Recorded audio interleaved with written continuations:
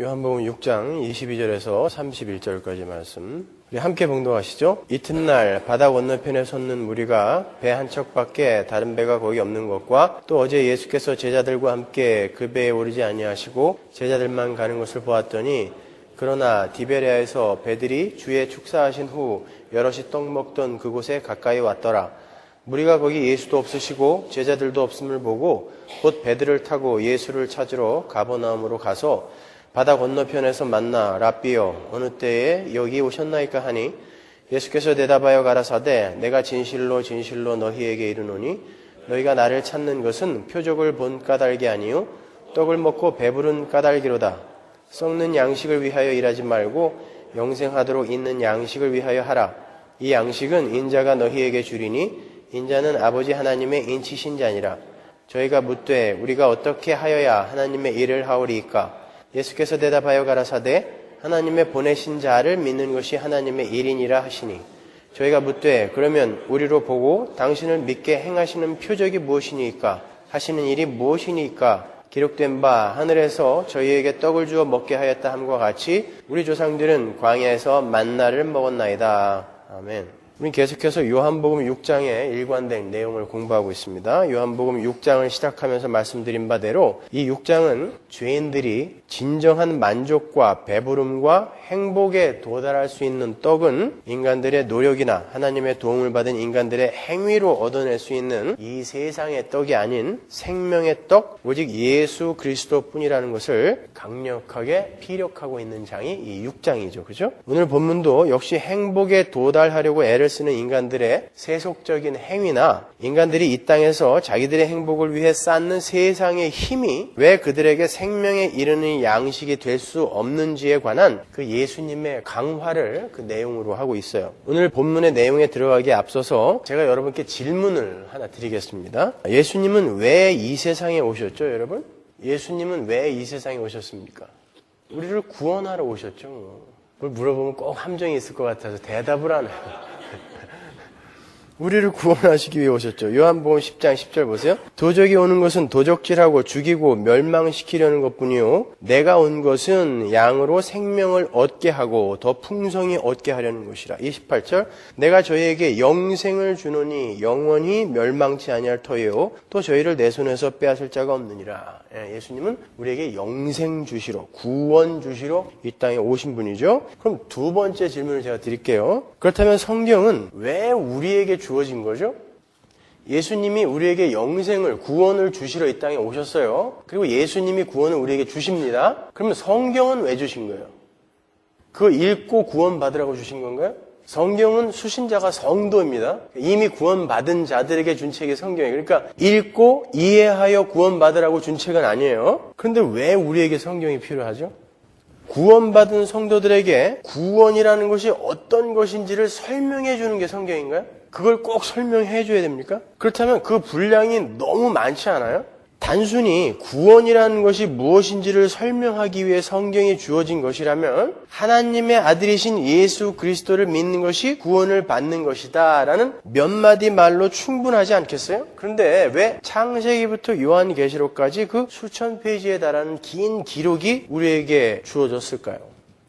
여러분이 아시다시피 구원은 전적으로 하나님으로부터 시작하여 하나님에게서 완성이 되는 것이 구원입니다. 거기에다가 우리가 요만큼도 먼지만큼도 보탤 수가 없어요. 그 하나님의 구원에 우리가 요만큼이라도 보탤 수 있다라고 하는 것이 알메니안주의고 그것은 이단입니다. 여러분 하나님께서 우리 성도들을 택하셔서 예수를 믿게 하셔야 우리는 예수를 믿을 수가 있어요. 구원은 그렇게 처음부터 끝까지 하나님의 일이에요. 따라서 구원은 설득되어지는 게 아니에요.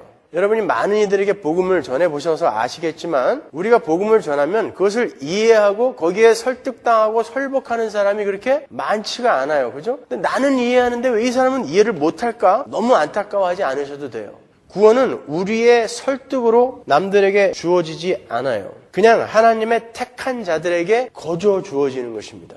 그러므로 성경은 인간들을 구원으로 이끌기 위한 설득의 책도 아니고 단순히 인간의 구원이라는 것이 무엇인지를 설명해 놓은 책도 아니에요. 성경은 시간의 시작인 태초부터 시작하여, 태초가 뭐라고 했어요? 레시트. 시간의 시작이라고 했죠. 그래서 창세기도 요한복음도 태초에로 시작하는 거예요. 시간의 시작에. 왜? 창세기의 그 창조가 요한복음에 빛이신 예수님이 오시는 그 사건과 동일하게 가고 있기 때문에 태초에로 시작하는 거라고 했죠. 태초부터 시작하여, 시간의 시작부터 시작하여 새하늘과 새 땅의 완성인 최후의 종말에서 성경은 끝납니다. 그렇죠? 인간의 구원이라는 그림보다는 좀 더 큰 어떤 그림이 있단 말이에요. 성경은 하나님께서 이 역사라는 시간과 천지라는 공간을 잠시 사용하셔서 당신께서 계획하시고 목적하시는 어떤 더 큰 일, 인간의 구원보다 더 큰 어떤 일을 완성해 내실 것임을 구원받은 성도들에게 알리는 책이에요. 구원을 포함하여 그 구원으로 말미암게 되는 어떠한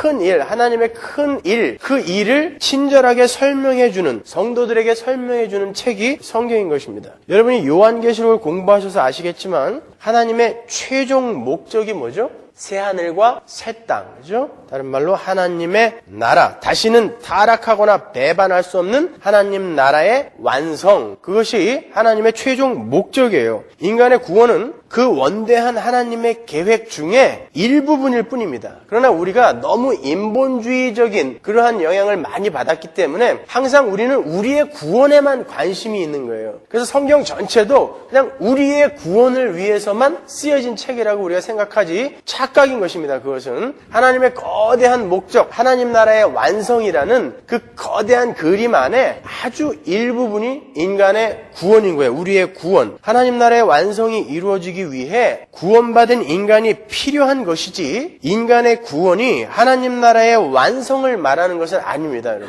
우리가 여전히 우리의 구원이 이 성경 전체의 주제야, 우리의 구원이 하나님의 목적이야라고 생각하고 있다면 여전히 우리는 하나님은 우리를 구원하기 위해 존재하는 분이 되는 거예요. 그건 역시 나 중심이지 하나님 중심으로 내 세계관이 바뀐 게 아닙니다, 여러분. 잘 이해하셔야 돼요. 따라서 예수 그리스도께서 이 땅에 오신 이유는 하나님의 백성들을 구원하셔서 하나님의 일이 완성되는 데에 도구로 쓰시기 위함까지를 범위로 하는 거예요.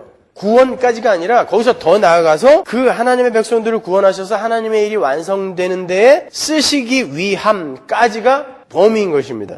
하나님의 도구로 하나님의 일에 쓰임을 받기 위해서는 하나님이 누구이신지를 알아야 되고 하나님의 계획이 무엇인지를 알아야 하기 때문에 하나님은 당신께서 선택한 당신의 백성들에게 믿음이라는 것을 주셔서 구원해내는 것이지 하나님의 일과 하나님의 목적과 상관없이 인간의 구원을 최종 목적으로 삼으신 것은 아니란 말입니다, 여러분. 성경은 바로 그 하나님의 목적과 계획이 무엇이며 그 일을 이루시는 하나님은 어떤 분이시며 그분이 계획하신 일이 이루어지기 위해 인간들이 어떤 지경에서 어떻게 구원을 받아야 하는지가 적혀있는 책인 것입니다. 그런데 우리 인간의 관점에서 우리에게 가장 절실하고 피부에 와닿는 문제가 우리의 구원이고 그 구원의 방법에 관한 문제이기에 우리는 성경에서 하나님의 그 구원의 방법으로 제시된 예수 그리스도가 십자가에만 집중을 하는 거예요. 잘하는 것입니다, 여러분. 그것은. 그러나 구원의 문제가 확인이 된 성도들은 거기서 머물러 있으면 안 되는 거예요. 성경이 거기서 머물지 않기 때문에 그렇습니다. 성경은 예수 그리스도의 십자가에 의한 인간의 구원에서 끝을 맺는 것이 아니라 하나님 백성들의 구원으로 말미암아 완성이 되는 하나님 나라로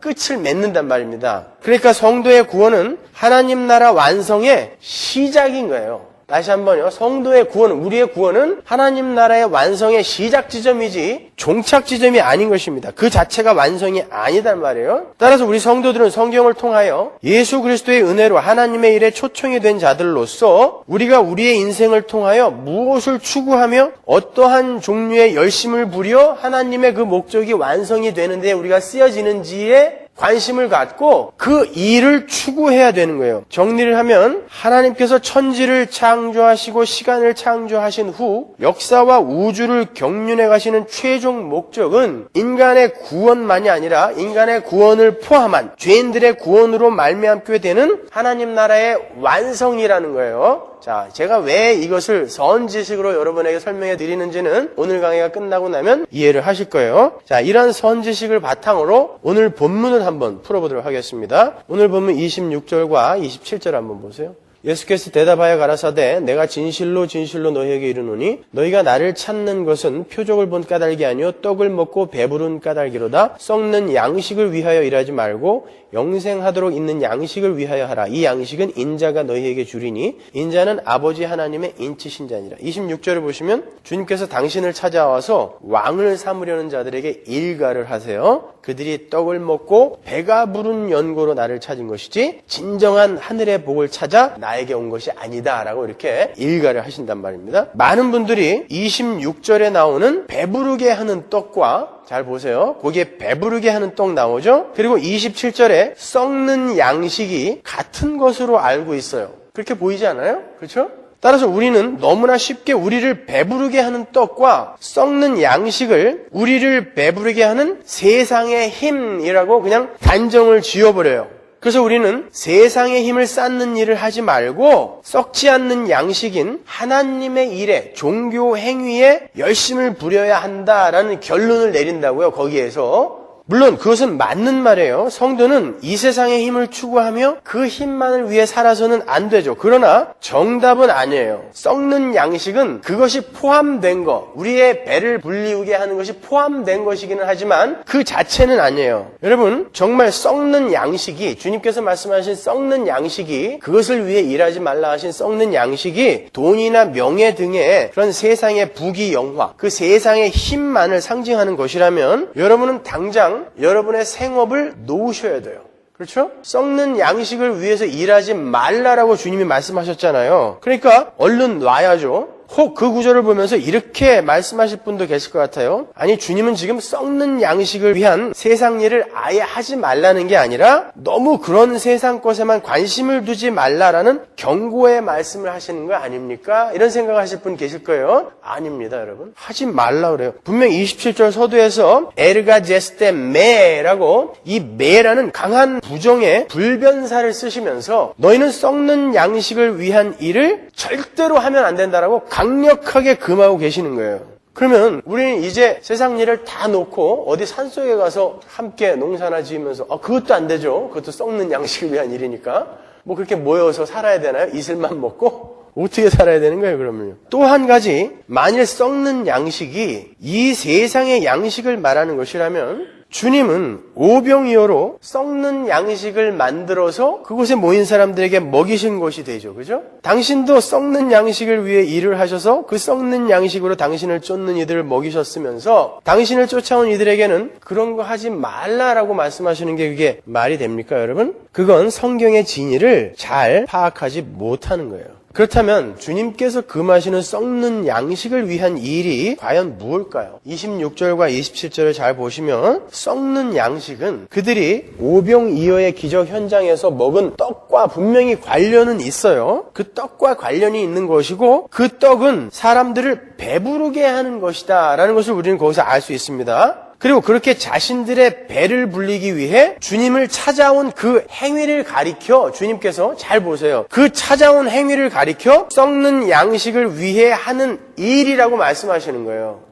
자신들을 배부르게 하는 그 떡을 구하기 위해 주님을 찾아온 그 행위를 가리켜 썩는 양식을 위해 하는 일이라고 지금 말씀하신단 말입니다. 주님은 자신들의 배를 부르게 해주신 주님께 계속해서 배부르게 해달라고 찾아온 자들의 행위를 가리켜 썩는 양식을 위한 일이라고 그렇게 말씀하시는 거예요. 거기서 배를 불린다라는 것의 의미는 단순히 먹을 것으로 배를 채우는 것을 말하는 게 아니라 자기 만족을 이야기하는 거예요. 배부르다는 것은 따라서 자기 만족을 위해 주님을 쫓는 자들이 바로 썩는 양식을 위해 일하는 자들인 거예요. 세상의 음식이나 세상의 재물을 위해 일을 하는 게 썩는 양식을 위해 일하는 게 아니라 자기 만족을 위해, 자기를 위해 주님을 찾아온 자들, 그들을 썩는 양식을 위해 일하는 자들이라고 이야기하시는 거예요. 여기서 우리는 주님께서 주시는 중요한 메시지를 발견합니다. 생각해 보세요. 그들은 눈에 불을 켜고 예수님을 찾았어요. 자, 그건 나쁜 일 아닙니다, 여러분. 아주 좋은 일이에요. 주님을 찾아온 게 왜 나빠요? 안 찾아와서 탈이지. 그 일이 바로 영생하도록 있는 양식인 예수 그리스도를 위한 일 아닌가요? 주님을 열심히 찾아오는 거? 그러나 주님은 주님의 이름을 부르면서 우리의 왕이 되어주세요. 그거는 당신은 메시아입니다라는 이야기거든요. 그들에게는 메시아가 곧 왕이었어요. 기름 부음 받은 자 뭐 이런 거 다 차치하고 그냥 그들에게는 메시아가 왕이었어요. 그리스도가 그들에게는 그냥 왕이었어요. 근데 왕이 되어달라고 찾아왔다는 것은 당신은 그리스도입니다. 당신은 메시아입니다. 라는 뜻이란 말입니다. 그런데 그들을 가리켜 주님이 너희들은 썩는 양식을 위해 일하는 자들이다 라고 이야기를 했단 말입니다. 그러니까 주님은 주님의 이름을 부르며 주님을 찾아온 자들의 목적이 무엇인가에 따라 그들이 여전히 썩는 양식을 위한 일을 하고 있는 자들이라는 것을 지적하시는 거예요. 주님의 이름을 부르는 건 중요한 게 아니에요. 몇 세기 전에 산데만이라는 사람이 주님의 이름을 부르기만 하면 구원을 받는다 해서 산데마니아니즘이라는 것을 주창해서 많은 이들이 거기에 영향을 받았어요. 그래서 주여 주여 하고 주님의 이름을 부르기만 하면, 예수 그리스도를 주로 시인하기만 하면, 입으로 시인하기만 하면, 로마서 10장의 그 이야기를 예로 들어서 시인하기만 하면 구원을 받은 것이다, 이렇게 주장을 했단 말이에요. 그래서 무율법주의가 횡행했다고요. 나는 입으로 시인했어, 그러니까 구원 받은 거니까 내 맘대로 살아야 돼. 많은 이들이, 여러 이단 종파들이 그런 산데마니아니즘에 영향을 많이 받았어요. 근데 주님은 말씀하세요. 날더러 주여 주여 하는 자마다 다 천국에 들어갈 자가 아니라고 주님이 말씀하셨는데 지가 뭐라고 주님이 틀렸다고 이야기하는 거예요. 그죠? 아니다, 부르면 구원 받는다라고 이야기하는 거예요. 근데 오늘날에도 그렇게 가르치는 사람들이 꽤 있다는 걸 여러분 아셔야 됩니다. 예, 마찬가지예요. 주님의 이름을 부른다고 해서 다 예수를 믿는 자들이 아니다라는 것입니다. 그 중에서도 썩는 양식을 위해 일하는 자들이 있다라는 것을 우리는 거기서 알 수 있는 거예요. 주님은 지금 주님을 믿고 쫓겠다고 신앙 행위를 하고 있는 일련의 무리들에게 너희는 지금 썩는 양식을 위해 일하는 자들이라고 말씀하시는 것입니다.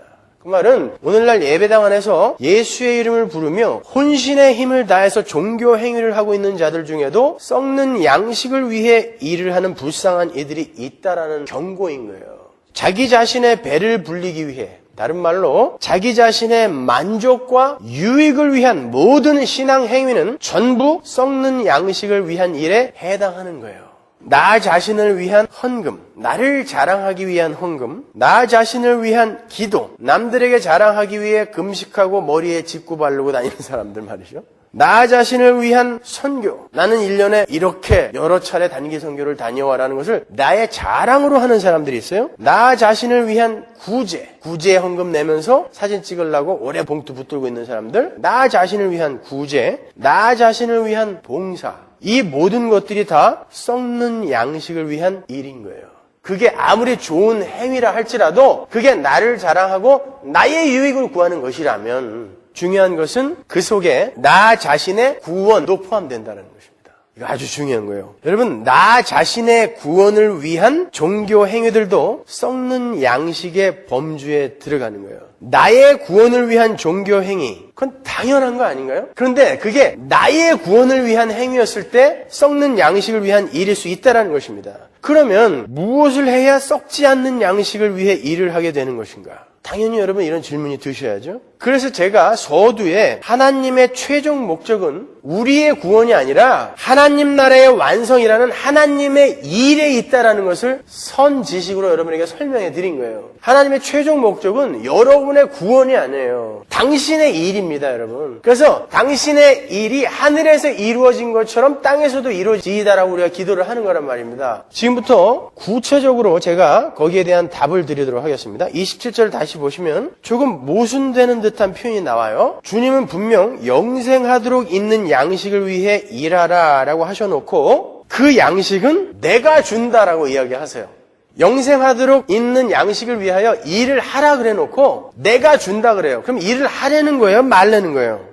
그렇다면 주님께서 말씀하시는 일의 개념과 양식의 개념이 우리가 가지고 있는 개념과 많이 다를 수 있다라는 생각이 안 드세요? 먼저 주님께서 그 영생하도록 있는 양식을 주시겠다고 하신 그 어구부터 해결을 해보자고요. 주님께서 영생하도록 있는 양식을 당신께서 주시겠다라고 하신 것은 당신께서 그 양식을 가지고 있다라는 이야기죠. 그죠? 가지고 있으니까 주는 거 아닙니까? 그러면 그 양식이 어디에서 나왔었죠? 우리가 한번 봤어요, 이미. 주님은 그 양식을 갖고 있었어요. 사마리아 여인의 이야기에서 봤잖아요. 그죠? 요한복음 4장 34절. 예수께서 이르시되 나의 양식은, 내가 가진 양식은 뜻이에요. 나를 보내신 이의 뜻을 행하며 그의 일을 온전히 이루는 이것이니라. 여기 보시면 예수님이 가지고 계신 양식이 나오는데, 나를 보내신 이의 뜻을 행하며 그분의 일을 온전히 이루는 것, 그것이 주님의 양식이에요. 예수님은 나의 뜻을 행하고 나의 목적을 온전히 이루는 것이 아닌, 자신은 완전히 부인되고 하나님 앞에서 기각되고 자신의 삶 속에서 하나님의 뜻을 행하고 하나님의 일을 온전히 이루는 것을 양식으로 삼고 계셨다라고 지금 말씀하시는 거예요. 예수님을 배부르게 한 양식은 바로 그 양식이었던 거예요. 그 양식을 우리에게 주시겠다라고 하는 것입니다. 그게 영생하도록 있는 예수님의 양식인 거예요. 따라서 주님께서 우리에게 주신마 하신 영생하도록 있는 양식은 나의 욕심과 정욕을 채우며 나의 비전을 성취하는 삶이 아닌 하나님의 뜻을 행하고 그분의 일을 온전히 이루는 것, 그것이 바로 주님께서 우리에게 주시는 영생하도록 있는 양식인 거예요. 자, 그러면 그 양식을 받아갖고 있는 사람들은, 그걸로 지금 배를 불리고 있는 사람들은 어떻게 살고 있어야 된다? 하나님의 뜻을 온전히 행하고 하나님의 일이 완성되는 데에 기여하는 삶을 사는 게 그 양식을 받아 먹은 사람들의 삶인 것이죠. 그렇죠? 주님이 그 양식을 우리에게 준다고 하셨단 말입니다. 우리를 배불릴 수 있는 양식은 나의 구원, 나의 소원 성취, 나의 만사 형통, 나의 질병 치유, 나의 행복, 나의 기쁨이 아닌 하나님의 소원 성취, 하나님의 만사 형통, 하나님의 행복, 하나님의 기쁨이 우리의 목적이 되어야 하며, 그러한 양식이 진짜 우리를 배부르게 하고 만족하게 하고 행복하게 한다라는 말인 거예요.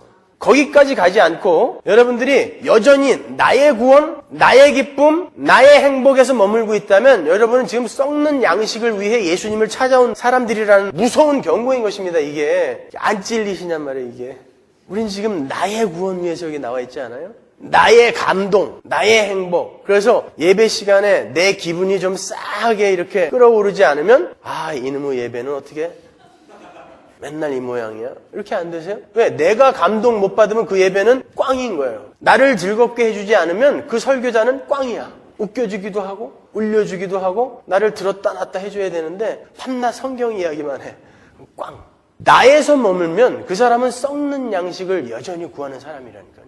여러분은 여기에 하나님의 영광을 위해 하나님을 예배하러 온 것입니다. 여러분이 위로받고 여러분이 기뻐지고, 물론 하나님의 영광을 위한 그 삶이 여러분을 행복하게 하고 기쁘게 해요. 그러나 목적을 내가 기쁘고 내가 행복하고 내 병이 낫고 내 구원, 그것을 목적으로 갖고 오셨다면 여러분은 썩는 양식을 구하기 위해 이 자리에 오신 거란 말입니다. 여러분, 우리는 영생하도록 있는 양식을 위한 일, 그 일에 매진해야 되는 거예요. 영생하도록 있는 양식을 위한 일이라는 것은 우리가 그 양식을 얻어내기 위해 열심을 부려야 하는 어떤 일들이 아니라, 그 양식을 얻어내기 위해 우리가 열심히 일을 하면 그 양식이 우리에게 주어지는 게 아니라 그건 예수님이 주는 거라니까요. 그 예수님이 그걸 주면은 그 하나님의 뜻을 행하고 하나님의 일을 이루기 위해 예수님을 찾는 거, 하나님의 뜻을 이루고 하나님의 일의 완성에 기여하기 위해 신앙생활을 열심히 하는 것, 그것이 바로 썩지 않는 양식, 영생하도록 있는 양식을 위해 하는 일이란 말이에요. 왜? 예수님이 지금 자기들의 배를 불리기 위해, 자기들의 만족을 위해 예수님을 찾아온 자들의 그 행위를 너희들이 썩는 양식을 위해 일을 하고 있다라고, 그걸 일이라고 이야기하셨잖아요. 그러니까 영생하도록 있는 양식을 위해 하는 일은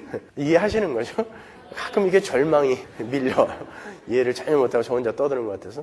그 일은 하나님의 뜻을 이루고 하나님의 일이 온전히 완성되기를 기원하며 또 그 일에 기여하기를 원하는 마음을 갖고 예수님을 찾아 나서는 신앙 행위, 신앙 생활, 그걸 영생하도록 있는 양식을 위한 일이라고 하는 거예요. 어떤 일을 해서 그 양식을 내가 얻는 게 아니라. 자, 여러분, 예수의 이름을 부르면서 예배당에 앉아있는 사람들 중에 여전히 자신의 문제 해결이나 자신의 소원 성취에만 관심을 두고 있는 사람들이 아주 많다는 것을 여러분은 알고 계실 거예요. 그러고도 그들은 모두 저마다 구원을 받았다고 합니다. 자신의 소원 성취를 위해, 자신의 행복을 위해, 자신의 만족을 위해 헌금하고 봉사하고 선교하고 구제하고 하면서도 그들은 자신들은 썩지 않는 영생을 위한 양식을 위해 일하고 있다고 착각합니다. 아니에요, 여러분. 헌금과 구제와 선교와 봉사가 썩는 양식이 될 수 있습니다. 그거는 헛고생인 거예요. 헛고생.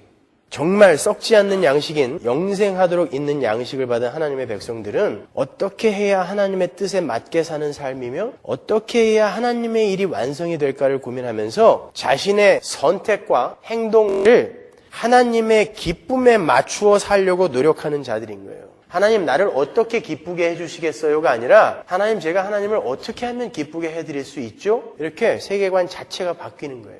하나님은 창조주이시고 자신은 피조물이라는 올바른 자각 아래 복음이 정확히 인식된 자들은 그 자각 아래로 가게 되어 있어요. 하나님은 창조주, 나는 피조물. 그 자각 아래 자신의 모든 인생을 자기 자신을 위해서 일하는 것으로 허비하는 삶에서 돌이켜 하나님의 뜻을 행하고 하나님의 일을 이루기 위한 삶으로의 대전환이 일어난 사람들, 그들을 가리켜 구원 얻은 성도라 이렇게 부르는 것입니다. 성도는 자신이 구원을 얻은 것으로 마지막을 삼으면 안 되는 거예요. 주님은 성도들에게 영생하도록 있는 양식을 위한 일을 할 수 있도록 그들에게 구원이라는 선물을 주시는 거예요. 따라서 성도의 구원은 그 자체가 전부가 아니며 그 자체로 마지막도 아니에요. 성도의 구원은 그 자체가 시작이며 출발이어야 되는 거예요. 주님께서 성도들에게 영생하도록 있는 양식을 위한 일을 하게 하시기 위해 구원을 주셨다는 것은 우리는 구원을 얻은 그 순간부터 하나님의 뜻이 무엇인지를 헤아려 알아야 하고 하나님의 일이 완성이 되기 위해 나라는 존재가 어떠한 삶을 살아야 하는지를 고민해야 하는 것입니다. 애굽에서 나와 홍해를 건넜으면 광야를 건너서 가나안으로 들어가야 되는 거예요. 홍해가에서 아이고 나는 홍해 건넜네 하고 거기서 잔치 벌리고 있는 거는 구원 아닙니다, 여러분. 가나안 입성까지가 구원인 거예요. 그러니까 우리에겐 가야 할 길이 있는 것입니다. 그래서 6월절 때 너희들이 6월절을 기념하여 이러저러한 것을 먹어라라고 하면서 너희들은 지팡이를 짚고 서서 신발을 신고 급히 먹어라. 그건 구원을 받았지만 너희들은 어디로 급히 가야 할 목적지가 있다라는 것이죠. 그러니까 우리의 구원, 거기에서 머물러 있으면 여러분은 안 되는 거예요. 열심히 가야 할 길이 있고 해야 할 일이 있는 것입니다. 그러니까 성도는 나 중심의 인생관이 하나님 중심의 인생관으로 코페르니쿠스적 대변혁, 대전환을 이룬 사람들인 거예요. 바뀌게 되는 거예요. 그런데 그렇게 나 중심의 세계 속에서 이 세계는 전부 나 중심의 세계잖아요. 그 속에서 하나님 중심의 삶을 살아가는 것은 많은 손해를 감수하는 것이며 또 많은 밟힘을 감수해야 하는 것이고 많은 억지 속에서도 상대방을 감싸 안고 품어주고 용납해 주어야 하는 삶이기에 그 삶을 고난이라고 하는 거예요. 나의 만족과 나의 행복을 위해서는 나에게 손해를 입힌 자들에게 동일한 무게로 복수를 해줘야 돼요. 아니면 더 큰 무게로 복수를 해줘야 되는데 하나님의 뜻을 행하고 하나님의 일이 완성이 되는 것을 그 삶의 목적으로 삼고 사는 사람은 내 이웃을 사랑하고 하나님을 목숨 걸고 사랑해라 라는 하나님의 뜻에 맞추어 살아가야 하기 때문에 참아주고 용서하고 용납해주고 섬겨주며 살아야 되는 거예요.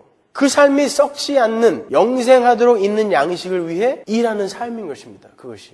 그 삶은 세상적으로 볼 때 고난의 삶이며 고통의 삶이죠. 그러나 그 삶이 바로 하나님의 뜻이 이루어지는 삶이고 하나님의 일이, 하나님의 목적이 완성되어져 가는 삶이기에 꿋꿋이 이겨내며 사는 것이 영생하도록 있는 양식을 위한 성도의 일인 것입니다. 그리고 그러한 삶이 모두에게서 온전히 완성이 되어 발휘되게 되는 그날이 바로 하나님 나라의 완성이 되는 날이죠. 그죠? 그리고 그들이 모여 사는 곳을 우리가 천국이라고 부르는 것입니다. 그러한 영생하도록 있는 양식을 위해 관한 것, 성도의 삶 전체에 관한 내용이 잘 설명되어 있는 책이 성경인 거예요. 그래서 성경은 성도들에게 영생하도록 있는 양식을 위하여 일하는 자들아, 이겨라, 이겨라, 끝까지 이겨라 라고 계속 응원을 보내고 있는 것입니다. 끝까지 이겨라, 참아라, 참아라, 끝까지 참아라 그러는 것입니다. 여러분, 성경은 여러분의 구원에 관해서만 기록을 하고 있는 책이 아니에요. 구원받은 자들이 어떻게 그 구원을 자신의 삶 속에서 실제화시키게 되는지까지 기록이 되어 있는 책인 것입니다. 그래서 우리 성도들에게 성경이 주어진 거예요. 구원받은 자들아, 구원은 이런 것이고 그 구원을 받은 자들은 이렇게 살게 된단다. 그때 이겨라, 참아라. 너희들의 그러한 썩지 않는 양식, 영생하도록 있는 양식을 위한 그 일이 바로 하나님의 목적의 완성에 기여하는 삶이 된단다. 그래서 성경의 내용이 그렇게 많은 것입니다. 뿐만 아니라 성경은 여러분이 이 땅에서 세상의 힘을 누리며 얼마나 행복하고 기쁘게 살 수 있는지에 관해 기록된 책도 아니에요. 오히려 여러분이 하나님의 뜻과 하나님의 일을 완성하는 도구로서 이 땅에서 당해야 할 손해와 환난과 고통에 대해서 상세하게 기술해 놓은 책이라니까요. 근데 엉뚱한 걸 찾고 있어요. 반대꽃을 찾고 있는 거예요. 그러니까 신약에는 안 나오니까 자꾸 구약으로 돌아가는 거예요. 구약은 여러분 신약으로 결론되어지지 않으면 죽음의 책이라니까요. 그러니까 자꾸 구약으로 돌아가요. 거기는 복이 많거든요. 예수라는 실체가 오기 전이기 때문에 사람들이 이 땅에서 복이라고 가치 있다라고 생각하는 것으로 예수 그리스도의 풍성함을 설명해 놓은 게 구약인데 그 구약으로 돌아가서 예수가 오기 전의 삶으로 돌아가서 그걸 추구하고 있어요. 그럼 나는 예수 안 믿겠다라는 뜻이거든요. 그걸 불신자라고 하는 것입니다. 자, 여러분, 성도는 하나님의 뜻과 하나님의 일을 위해 존재해야 하는 사람들인 거예요. 하나님의 말을 잘 듣고 그분의 뜻에 순종하며 살 때가 가장 행복하구나, 이걸 깨닫고 이 땅에서 그 삶을 열심히 살아보는 것입니다. 하나님의 뜻과 하나님의 그 목적이 완성되어지는 데 기여하면서. 베드로전서 2장 9절 보세요. 오직 너희는 택하신 족속이요 왕같은 제사장들이요 거룩한 나라요 그의 소유된 백성이니 이는 너희를 어두운 데서 불러내어 그의 기이한 빛에 들어가게 하신 자의 아름다운 덕을 선전하게 하려 하심이라. 여기 보면 하나님께서 우리 성도들을 구원하신 이유가 정확히 나오죠. 우리 성도들은 구원을 얻은 후에 자기 구원에만 만족하고 기뻐하는 것이 아니라 자신에게 베풀어진 하나님의 사랑과 자비를 선전하는 삶을 살아야 하는 거예요. 아예 하나님은 이렇게 사랑이 많고 하나님이 이렇게 긍휼이 풍성하며 하나님은 이렇게 용서의 하나님이며 하나님이 이렇게 우리를 섬겨주는 분이십니다라고 하나님 되심을, 그 덕을 선전하는 거예요. 우리는 이 땅에서. 근데 지는 지 맘대로 살면서 하나님은 이런 분이에요 그러면 그걸 누가 믿어요? 그러니까 그 하나님의 성품과 하나님의 하나님 되심을 내 삶 속에서 입으로 삶으로 전하는 것이죠. 그 덕을 내 존재 자체로 선전을 하는 것입니다.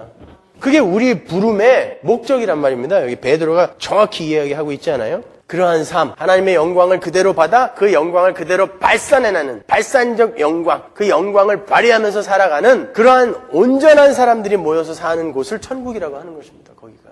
그들이 하나님과 연합하여 하나님화 되어 사는 거예요. 하나님의 영광을 발산한다라는 것은. 그러므로 말미암아 그 하나님이 누리시는 안식과 기쁨과 평안과 온전한 행복이 그들에게 주어지는 곳. 그래서 우리는 이 땅에서 그 삶을 연습하는 것입니다. 그게 영생하도록 있는 양식을 위한 일인 거예요. 그 새하늘과 새 땅이 우리의 순종으로 이 세상에서 증거되는 일이 바로 영생하도록 있는 양식이며 그 영생하도록 있는 양식을 위해 주님의 이름을 부르며 신앙생활을 하는 것을 가리켜 영생하도록 있는 양식을 위한 일이라고 부르는 거예요. 여러분, 우리 성도들은 더 이상 우리의 생존을 위해 존재하는 자들이 아니에요. 우리는 생명에 관심을 갖고 있는 사람들입니다, 여러분. 여러분은 생존에 관심을 갖고 계시면 안 돼요. 여러분의 생존에 필요한 것은 하나님이 미리 다 아신다고 하셨단 말입니다. 그건 여러분이 구하지 않아도 주시겠다고 하셨다니까요. 우리는 우리의 생명에 관심을 갖고 있어야 돼요. 우리는 우리의 생명을 위해 사는 사람들이어야 하는 것입니다.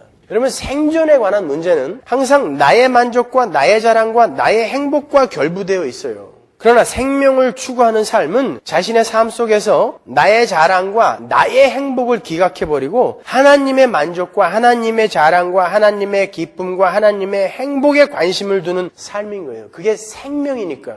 왜? 그 생명은 하나님으로부터만 나에게 오거든요. 우리는 이 광야 인생길에서 바로 그 싸움을 하고 가는 거예요. 생존이냐 생명이냐. 예수를 알지 못하는 자들은 생존을 위해 죽을 때까지 시간을 허비하다가 생명 없는 곳으로 가는 거예요. 우리는 생존은 하나님께 맡기고 생명을 위해 분투하는 것입니다. 이 땅에서. 그게 정말 중요한 것인지를, 정말 가치 있는 것인지를 우리가 알기 때문에. 여러분, 이스라엘이 광야에서 40년간 싸운 게 뭐예요? 40년 동안 광야에서 이스라엘이 싸운 게 뭡니까? 사람이 떡으로만 사는 게 아니라 하나님의 입으로 나오는 말씀으로 산다라는 것을 깨닫는 거였어요. 근데 그들이 실패했어요. 그래서 광야에서 다 죽은 것입니다. 사도행전에 보면 스데반이 그 광야에 있는 이스라엘을 가리켜 광야 교회라고 표현을 하죠. 그렇죠? 그 말은 그 광야의 이스라엘은 교회를 모형으로 하고 있었다라는 말인데, 그렇다면 이 시대에 자기의 인생을 통하여, 신앙생활을 통하여 교회가 싸워야 하는 싸움이 뭐라는 거예요? 똑같은 것입니다. 사람은 떡으로 사는 게 아니라 하나님의 말씀을 좇는 것으로 생명을 삼아 살아야 한다라는 것을 우리가 깨닫고 가는 거예요. 그 싸움하는 거예요. 교회는요. 예수님이 광야에서 40일 동안 금식을 하시고 광야에서 시험을 받으셨는데, 사단이, 마귀가 예수님에게 생존의 문제로 시험을 걸고 들어왔다고요. 돌로 떡 만들어라, 성전에서 뛰어내려라. 자기 자랑이죠. 세상의 떡에 관한 문제이죠. 나에게 절만해, 세상 다 줄게. 그때 예수님이 어떻게 하셨나요? 생명의 문제로 대답을 하셨다고요. 그렇죠? 사람은 떡으로 사는 거 아니다. 하나님의 말씀을 좇아 사는 것이 생명이다 라고 이야기했단 말입니다. 그게 진짜 너희를 배부르게 하는 떡이야. 그게 영생하도록 있는 떡이란다 라고 분명하게 말씀하셨단 말입니다. 이스라엘의 40년 광야에서 실패한 시험을 예수님이 통과하시는 거예요. 그 싸움을 교회인 우리에게 하라고 하시는 것입니다. 이 땅에서. 그러니까 여러분은 열심히 생존의 문제 하나님께 맡겨두고 생명의 문제로 이 땅에서 싸우시는 거예요. 열심히 싸우시는 것입니다.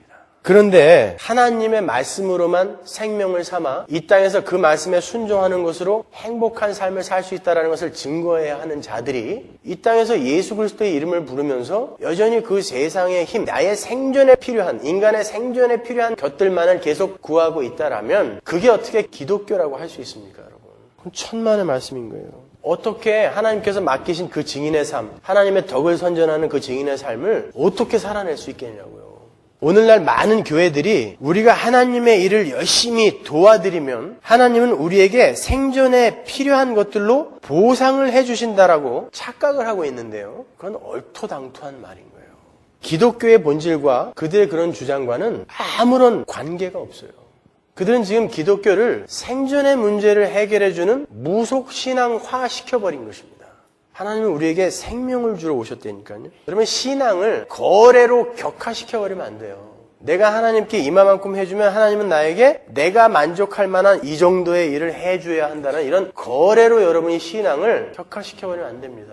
내가 헌금을 이만큼 하고 내가 이만큼의 시간을 들여 교회에 봉사를 했는데 하나님 나에게 이런 것도 하나 안 주실 거예요? 라고 여러분이 하나님 앞에 대든다면 여러분 썩는 양식 위에 일하는 거예요. 차라리 그거 하지 마세요.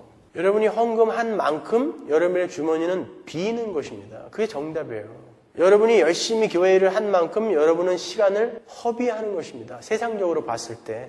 그럼에도 불구하고 나는 하나님의 뜻을 행하고 하나님의 일이 이루어지기를 간절히 원하기 때문에 나 전체를 하나님 앞에 드리는 것이지, 거기에서 어떤 반대급부가 전혀 주어지지 않아도 기쁨으로 하나님 앞에 드리는 것이 하나님의 일이지, 그 일을 함으로 해서 하나님한테 뭔가를 바라고 일을 한다면 여러분들은 죽어라고 일하고 지옥행 티켓을 열심히 사고 있는 거예요. 죽어라고 헌금하고 하나님한테 꾸지람만 듣게 되는 것입니다.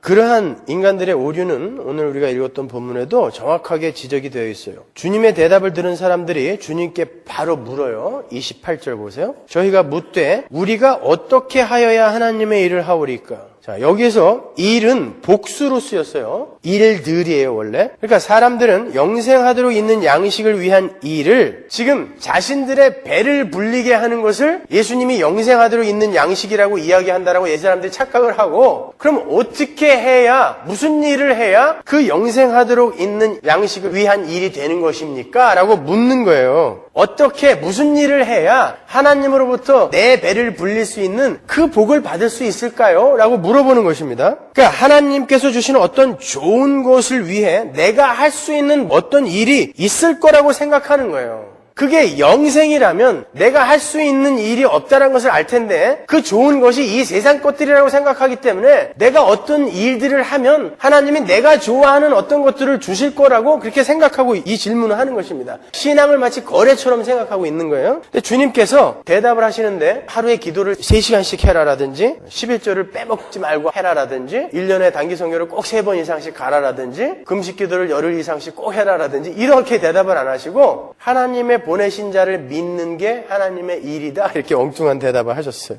29절 보세요. 예수께서 대답하여 가라사대 하나님의 보내신 자를 믿는 것이 하나님의 일이니라 하시니. 여기서 일은 단수예요. 인간들은 복수로 어떤 일들을 해야 되는 거예요? 라고 했을 때 예수님은 한 가지밖에 없어. 한 가지 길밖에 없어 라고 대답하시는 거예요. 단수로. 우리가 해야 하는 하나님의 일은 예수를 잘 믿는 것 이외에는 아무것도 없다. 니들이 할 일은 아무것도 없다라고 이야기하는 거예요. 그런데 그 믿음은, 예수 그리스도를 믿는 그 믿음은 누가 주는 거예요? 하나님이 주는 거잖아요. 그러니까 우리가 해야 할 일은 하나도 없는 거예요. 우리가 진짜 참복, 진짜 배부름, 진짜 행복, 그것을 위해서 우리가 할 수 있는 일은 하나도 없는 거예요. 그렇다면 지금 주님께서 요구하시는 하나님의 일은 뭐예요? 그럼에도 불구하고 어떤 일을 요구하시잖아요. 그 믿음을 받은 자들이 그 믿음을 발휘하면서 사는 삶을 이야기하는 거예요. 그것이 바로 하나님의 일인 거예요. 그러나 그 일조차도 내 안에서 내가 하는 게 아니라 하나님께서 하시는 일이기 때문에 주격 소유격이 쓰여서 하나님의 일이라고 하는 거예요. 우리가 하는 일이 아니라 하나님의 일이 하나님으로부터 주저되어 우리 안에서 나오는 게 하나님의 일인 거예요. 그 믿음이 우리에게 주어졌더니 그 믿음을 따라 우리가 어떠한 삶을 살아요. 하나님의 영광을 구하고 하나님의 뜻을 구하고 하나님의 일이 완성이 되는데 기여하는 삶을 살게 돼요. 그게 믿음을 발휘하는 삶인데 그것이 바로 하나님이 우리 안에서 행하시는 거란 말이에요. 그러니까 우리는 아무리 잘 살아내도 자랑할 게 하나도 없는 거예요. 하나님이 하시는 거니까. 그러면 어떤 사람은 잘 살아내고 어떤 사람은 못 살아내는데 이거 어떻게 되는 것입니까? 복음을 그 사람이 얼마만큼 이해하느냐에 따라 달라지는 것입니다. 그래서 여러분은 반복해서 복음을 계속 듣는 거예요. 지식적으로 아는 거 이야기하는 거 아닙니다, 여러분.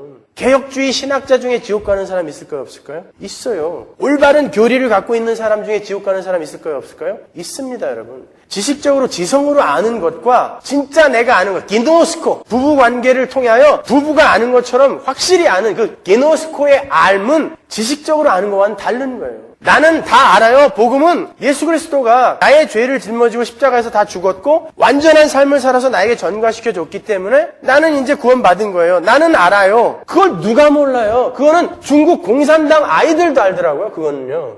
우리 선교 가봤더니 국민학교 아이들도 그건 알더라니까요. 그러니까 나는 아니까 나는 이제 실천만 하면 돼. 근데 어떻게 실천할 거냐고요. 안 되잖아요. 그래서 반복하여 듣는 것입니다. 그리고 실제로 그렇게 살아내는 사람들을 교회가 모이는 자리에서 확인하는 거예요. 그래서 교회가 모이는 거예요. 여러분 설교라는 게 뭐예요? 아주 심플해요. 주제는 딱 하나잖아요. 언제나 결론은 똑같아. 근데 왜 반복해서 이렇게 들어야 돼요? 매일 새벽, 매주 수요일, 매주 금요일, 매주 주일. 왜 반복해서 똑같은 얘기를 계속 들어야 돼요? 본문은 다 다른데 내용은 다 똑같잖아요. 예수 그리스도와 십자가, 하나님 나라, 내가 복음을 이해하는 깊이만큼 내가 영생하도록 있는 양식을 위한 일, 하나님의 뜻을 행하고 하나님 나라의 완성을 위해 기여하는 그 삶을 살 수 있게 된단 말입니다. 그래서 반복하여 배우고 익히고 듣고 훈련하고 연습하는 것입니다, 여러분. 우리는 가난하고 못 배우고 변변치 못한 직업을 가지고 있다고 할지라도 하나님의 백성으로서 당당하고 기쁘고 행복하게 살아낼 수 있어야 돼요. 그걸 믿음이라고 해요. 눈에 보이는 게 나한테 없어요. 세상의 힘이라고 여기는 눈에 보이는 게 지금 나한테 없는데 근데 무슨 배짱으로 저 사람은 저렇게 행복하고 기쁠까를 여러분은 보여주셔야 돼요.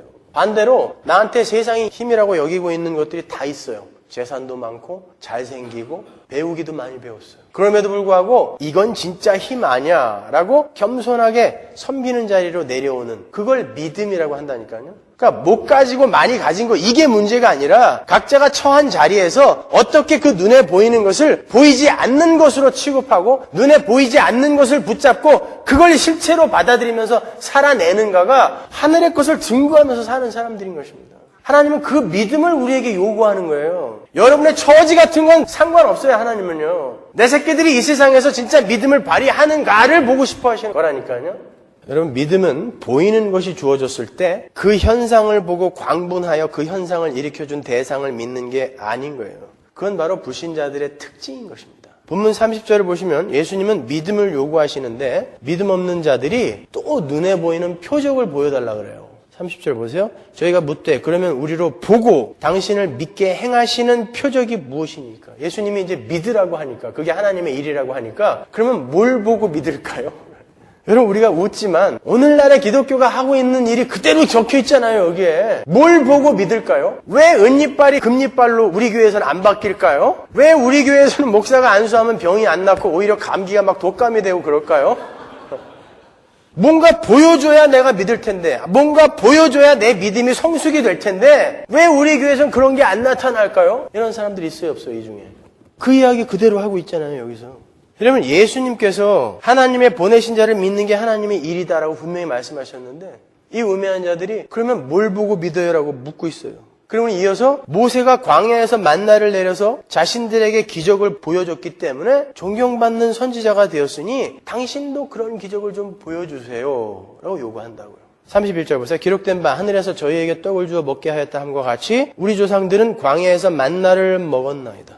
그렇죠? 오병이어로 2만여 명이 광야에서 배불리 먹은 기적 속에서 주님을 찾아온 사람들이에요, 이 사람들이요. 근데 뭘 또 보여달라는 것은 그거보다 더 센 거 보여달라는 거죠. 그거보다 약한 거는 필요 없잖아요. 이미 봤잖아요. 근데 그걸 보고 또 뭔가를 보여달라는 것은 기적을 보고 주님을 찾아온 자들은 끊임없이 그 기적에 대한 욕구가 나오게 되어 있다는 뜻입니다, 여러분.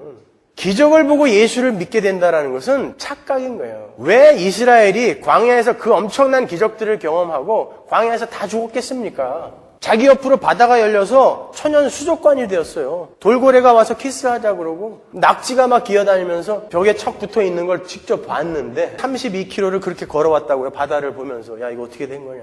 그리고 하나님의 불기둥과 구름기둥이 앞서거니 뒤서거니 하면서 애국 군대를 막아주고 추울 때는 히터가 돼주고 더울 때는 그늘이 되어주고 끌고 왔어요. 40년 동안 신발이 안 달아 어떻게 해? 어떤 수학자가 계산해보니까 그 사람들에게 필요한 신발이 커다란 컨테이너 기차로 20대 분량이 있었어야 된대요. 40년 동안 신발이 안 달아. 바위에서 물이 막 쏟아져. 200만 명이 한꺼번에 물을 먹으려면 여러분 물이 수도처럼 나와서 되겠어요? 강이 흘러야 돼요. 200만이면 한국의 직할시 수준이거든요. 그 직할시의 인구가 전부 물이 전혀 없는 광야에서 일시에 목을 축일래 봐요. 강이 흘러야 된다니까요. 바위에서 강이 펑 터졌어요. 배가 고파 죽겠는데 하늘에서 메추라기와 만나가 막 쏟아져가지고 생전 먹어보지 못한 달콤한 꿀과자가 매일매일 내려와요. 그런데 그들이 하나님을 안 믿더라는 것입니다. 그런데 어떤 기적이 이 시대에 일어나면 믿지 않는 자들이 예수를 믿을 수 있을까요? 그건 속는 거예요. 어떤 기적도 믿지 않는 자들을 하나님께로 인도할 수 없습니다, 여러분. 믿음은 보이지 않음을 전제로 하는 걸 믿음이라고 하는 거예요. 보이는 것을 믿고 쫓아가는 건 뭐라 그런다고요? 인식. 믿음은 보이지 않아야 믿음인 거예요. 그래서 여러분의 삶 속에 자꾸 보이는 것이 없어지는 게 정상인 거예요. 그 속에서 나는 어떻게 이 보이는 것들, 세상 사람들이 힘이라고 여기는 것들이 없는데도 괜찮은가를 보여주는 걸 믿음이라고 하지 않습니까? 자꾸 여러분의 인생 속에서 하나님한테 기적 일으켜달라고 하지 마세요. 그럼 여러분이 믿음을 발휘할 기회를 자꾸 놓치시는 것입니다. 요한복음 6장 44절 보세요. 나를 보내신 아버지께서 이끌지 아니하면 아무라도 내게 올 수 없으니 오는 그를 내가 마지막 날에 다시 살리리라. 보세요. 믿음은 하나님께서 이끌어 주신 자들에게만 주어진다 그랬죠. 그렇죠? 어떤 기적이 일어나도 하나님께서 이끌지 않은 자들은 하나님께 못 와요. 그러면 믿지 않는 자들에게도 기적은 아무 소용없죠? 맞아요, 틀려요? 아무 소용없어요. 그러면 믿는 자들에게는 기적이 왜 필요해요? 안 보여줘도 기쁜데, 안 보여줘도 나는 믿는데, 왜? 믿음이 들어왔기 때문에 안 보여줘도 나는 믿는데 나에게 기적이 왜 필요해요? 그러니까 기적이라는 건 믿는 자들과 믿지 않는 자들에게 공히 필요가 없는 거예요. 믿지 않는 자들에게는 어떤 유익도 안 되고 그냥 아유 신기하다 그러고 마는 거예요. 믿는 자들에게는 전혀 소용이 없어요. 근데 왜 이 땅에 하나님이 기적을 일으키시겠냐고요. 생각을 해보세요. 믿는 사람에게건 믿지 않는 사람에게건 아무런 소용이 없는 그 기적을 하나님이 이 땅에서 왜 일으키시겠냐고요, 여러분. 맨 예배당 안에 불신자들이 앉아있으니까, 신장이 척하고 앉아있으니까 그게 문제인 거예요. 믿음은 하나님의 소관이에요. 보여주면 믿겠다고, 보여주면 더 성숙해질 수 있다고 사기치지 마세요. 하나님은 아십니다. 그게 안 된다는 걸. 요한복음 6장 38절 보세요. 내가 하늘로서 내려온 것은 내 뜻을 행하려 함이 아니요 나를 보내신 이의 뜻을 행하려 함이니라. 나를 보내신 이의 뜻은 내게 주신 자 중에 내가 하나도 잃어버리지 아니하고 마지막 날에 다시 살리는 이것이니라. 예수님이 지금 무슨 일을 하고 계세요? 무슨 일을 하고 계십니까? 나를 보내신 이의 뜻을 행하고 있다 그랬죠? 우리가 조금 전에 4장에서 나를 보내신 이의 뜻을 행하는 것, 그것이 뭐라 그랬어요? 주님의 양식이라 그랬잖아요. 그 주님의 양식, 주님은 지금 영생하도록 있는 양식을 위해 일을 하고 계시는데 그 일이, 그 양식이 뭐라 그래요? 내게 주신 자 중에 내가 하나도 잃어버리지 아니하고 마지막 날에 다시 살리는 거예요. 그러니까 우리가 지금 구원을 받는 것은 예수님이 열심히 일하시는 결과로 주어지는 거란 말입니다. 우리가 일하는 것이 아니라 믿음은 우리의 소관이 아닌 거예요. 하나님과 예수님의 일하심의 결과인 거예요. 그러니까 보여주면 믿겠다는 둥, 보여주면 내 믿음이 더욱 성숙해질 거라는 둥, 이런 말씀 하지 마시란 말이에요. 하나님의 일하심과 예수님의 일하심의 결과인 거예요, 여러분. 그리고 그렇게 하나님의 일하심으로 예수를 믿게 된 자들은 하나님의 은혜에 감사하여 그리고 하나님을 담은 그릇으로서 하나님의 뜻을 좇아 하나님을 사랑하고 이웃을 사랑하는 하나님의 성품을 드러내며 이 땅에서 믿음을 발휘하며 살게 되는 것입니다. 썩는 양식이 뭔지, 영생하도록 있는 양식이 뭔지, 또 하나님의 일이 뭔지 다 아시겠죠? 그러니까 여러분은 뭐 하셔야 돼요? 하나님의 뜻을 좇아 하나님의 뜻을 행하고 하나님의 일이 온전히 이루어지게끔 거기에 기여하면서 사는 삶을 나를 부인하고 내 십자가를 지고 내가 좀 손해보고 나를 비우고 나를 죽여 다른 이들을 섬겨주고 용납해주고 용서해주는 그러한 고난의 삶, 환난의 삶, 그러나 행복하고 기쁨을 우리에게 주는 삶, 그 삶을 잘 살아내는 것입니다. 우리가 고통스럽고 힘든 일을 겪어낼 수 있는 힘은 그 일에 부여된 명분이고 의미예요. 그렇죠? 그렇잖아요. 어떤 명분이 없는 고통은 참 견디기가 힘들지 않아요, 여러분? 아우슈비츠 수용소에서 살아난 그 유대인 의사였던 빅터 프랭클이 사람들이 그 사람에게 인터뷰를 했을 때 어떻게 당신은 거기서 살아났습니까? 라고 이야기했을 때 나는 그곳에서의 그 삶에 의미를 부여했다 그래요. willing to meaning. 내가 여기서 당하는 고난만큼 우리 식구들에게 하나님이 고난을 덜 주실 것이다라는 의미를 부여했대요. 그래서 자기에게 고난이 많이 오면 많이 오는 만큼 우리 아버지, 우리 어머니는 조금 수월하시겠다라고 이렇게 의미를 부여했대요. 그랬더니 자기에게 오는 고난이 괜찮더라는 거예요. 너무너무 힘든데 그만큼 우리 가족이 조금 수월해지겠지라는 의미를 부여했더니 수월해지더라는 것이죠. 여러분, 우리의 고난, 지금 겪는 우리의 환난이나 고난, 손해 이런 것들이 하나님의 영광을 위하는 것이고 하나님의 뜻을 행하는 것이고 하나님의 일이 완성이 되는데 우리가 기여하는 삶이라면 그보다 더 큰 의미와 명분이 어디 있어요? 좀 더 줘! 이거는 안 될지라도 거기에서 절망하고 좌절하면 안 되죠. 그렇죠? 성도의 삶이 그렇게 녹록하거나 호락호락하지 않아요. 힘듭니다. 그렇지만 여러분 잘 견디세요. 거기다 명분을 부여하고 의미를 부여하고 열심히 분투하며 그 길을 가십시오.